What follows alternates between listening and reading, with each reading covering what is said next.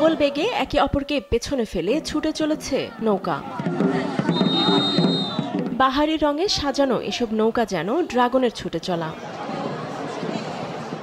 শনিবার থেকে চীনে শুরু হয়েছে ড্রাগন বোট উৎসবের 18তম আসর।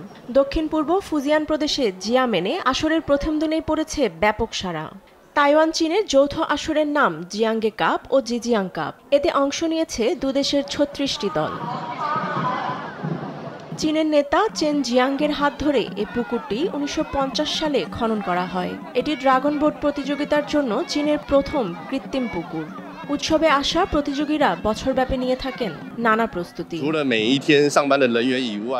সুযোগ পেলেই আমরা ছুটির দিনে সবাই একত্রিত হয়ে অনুশীলন করি। এবছর আমাদের 7ম বা 8ম ড্রাগন বোট রেস ছিল, কিন্তু প্রত্যেকেই বছরের পর বছর ব্যক্তিগতভাবেও অনুশীলন করে আসছি।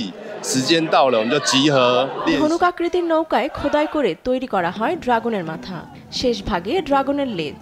প্যাডেলগুলো ড্রাগনের নখের মতো, আর নৌকায় বাজানো ড্রাম প্রতিনিধিত্ব করে ড্রাগনের হৃদয়ে।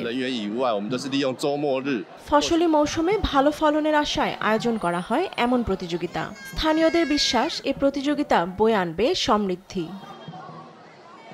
ফাতেমা তাসনিম, নিউজ ডেস্ক, দেশ টিভি।